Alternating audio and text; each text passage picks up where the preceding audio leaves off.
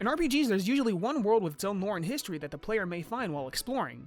Kingdom Hearts has many worlds. This isn't a look at each world's history, but rather history and how the worlds came to be, and the rules set in place. If you like Kingdom Hearts discussion videos, you should like and subscribe, plus hit the bell to be notified when a video goes live. If you couldn't tell, I love talking about Kingdom Hearts here, so why not have more slob fed to you? Tell me in the comments what your favorite world is. Is it one of the originals, or is it the way they handled the Disney ones within certain games? Centuries ago, the worlds were all one. You could walk from one place to another if given enough time, as confirmed in the mobile games. It was a peaceful time, at least for those who were ignorant of the ongoings around them. However, there was a war that had yet to cease between light and dark, one that the Master of Masters had to endure as a kid, if he's being honest with us. 13 powerful beings known simply as Darkness wanted to fight the light, so they casted away their physical forms to get advantage in this war. The world, on the other hand, was bathed in light from the original Kingdom Hearts, and its counterpart, the Keyblade. During this time, children wielding the power of Keyblades were gathering light and database projections of the future events from these different lands. For the record, they were actually collecting light of their own world, Daybreak Town. As time went on and on though, these kids began to want more and more power. Because the Master knew of this outcome, thanks to his gazing eye, he had one of his students to gather up the kids to survive the next oncoming war, in order to gather light for the world's rebirth. Now keep in mind, the Master of Masters is actually a huge manipulator of pretty much everything. He's been kind of puppeteering this whole story so that the future that's written in his book can come true. He actually teams up with the ancient beings of Dark, which eventually a Keyblade war broke out, causing the destruction of the original Keyblade to shatter into pieces, and Kingdom Hearts to fall in darkness, which split these lands up and having any normal means of travel between them to sever. The kids gathered by Master Ava along with our player character survived the war and were trapped within a data recreation of the universe to gather light in order for the worlds to grow once again, and to maintain balance. Soon enough, each new student takes a pod that takes them from the data version to the real world at different points in time and places, showing that the plan to rebuild the worlds worked, but because of the major damage thanks to the war, there's been unfortunate consequences that came to be. After the separation of the worlds and the light giving them strength again, I believe each world grew a heart in order to keep life going, and time being different for each healing world caused some to be filled with people and others to only be structures and empty of civilians. This is because almost all the worlds are still healing, though some are completely healed. From the worlds gaining hearts, they rest in what is known as the ocean between and form barriers around themselves, leaving travel impossible unless you know how to get there with a specific method. With powerful enough magic, you could transport yourself like Merlin did in Kingdom Hearts 2, or if you've given yourself completely to darkness, you can use what is known as a corridor of darkness. Keyblade wielders have a few ways to travel worlds. One way is with a form change with their Keyblade into a vehicle that glides out of the worlds, or they can use the lanes between. There is another way to travel that only existed some small time before Kingdom Hearts 1. That would be, of course, the gummy ship with the gummy routes. Sometime before the start of the first game, Ansem Seeker of Darkness would cause the worlds to fall apart with the help of the Heartless. As the worlds fell to darkness, their barriers fell in pieces, landing in other worlds. These pieces were, well, gummy. They could stick together, be built into things, and each one had different properties. Like there's some that are basically cockpits, some to shoot missiles, some barriers, and then there's ones like the Star Shard that transports people to worlds. Though if one doesn't know how to use that one specifically, it will just activate randomly. Once Sora restores the worlds by closing the door, the walls go back up, leaving the gummy routes lost. Though you could still ride through the ocean between if you have a gummy ship. The worlds do open up new pathways for traveling hidden behind gates.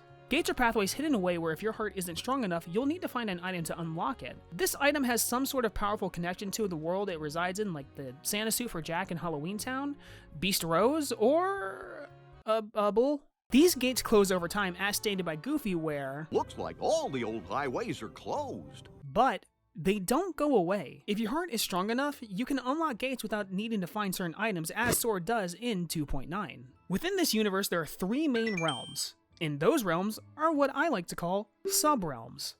Basically realms within realms. Darkness within darkness. These 3 main realms, of course, are the Realm of Light, Realm of Dark, and the Realm Between.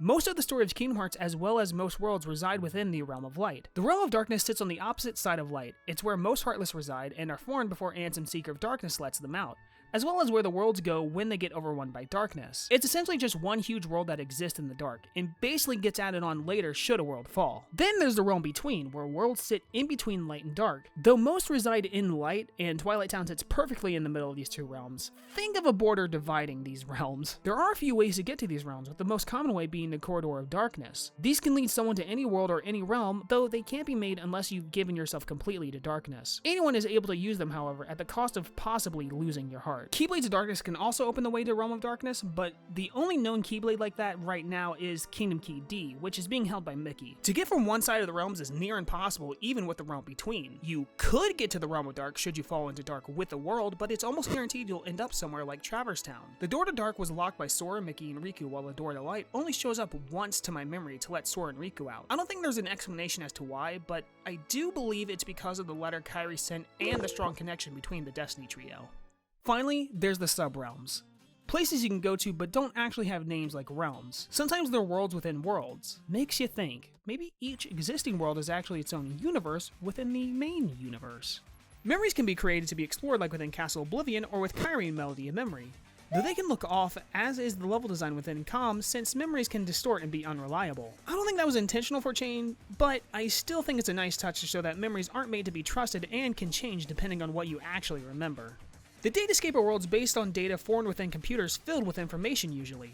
Or in the mobile games, thanks to the Book of Prophecies, bring in data-based projections. I think this shows that 100 Acre Woods also might just be a data world. And of course, there's people inside these data worlds that have their own heart like Tron or Data Sora. Once a heart is taken by darkness, be it a world or a person, it can go to sleep, ending up at the sleeping worlds. Or, as the fandom calls this area, the Realm of Sleep. Although the worlds were recovered at the end of one, some are still in a state of sleep for unknown reasons. The world themselves will often reject people as it remembers them, like with Mickey, Donald, and Goofy in the Country of Musketeers, as well as events. Heartless cannot come into these dreaming worlds, so new beings roam them, those being the Dream Eaters.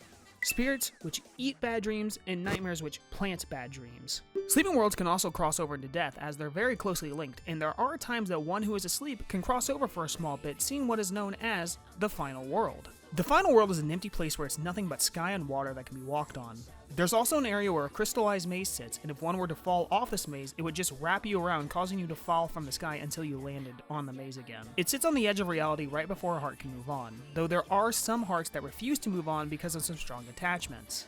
These hearts are represented as these fading stars, showing their fading yet hopeful resound to stay. If you were to talk to one, you'd hear a story, and honestly, they're all really sad. One is jealous over the fact that their friends have moved on from their death, or one is just a kid who doesn't know that he's dead. They think their dad is just playing hide and seek before they run into the light. Also to show how close this place is to hearts, right before you fight Yozora, we see the arena become Sora's Station of Awakening, then Shibuya, as they have now made it to the other side. The other side is also known as unreality, or a place that exists in fiction, / not in the reality of Kingdom Hearts, given that this place looks like our world. A world that isn't made of light or dark. Or at least that's the theory. But currently we have no idea outside of these theories on what unreality is. Now to get into pretty much the one and only rule about world traveling, and that is to not mess up the world order. It's a lesson that's repeated throughout the games, but what exactly would happen if it was broken? Well, we don't know exactly, but despite it being played for laughs sometimes, it most likely would cause chaos on a galactic level. I'm no power scaler,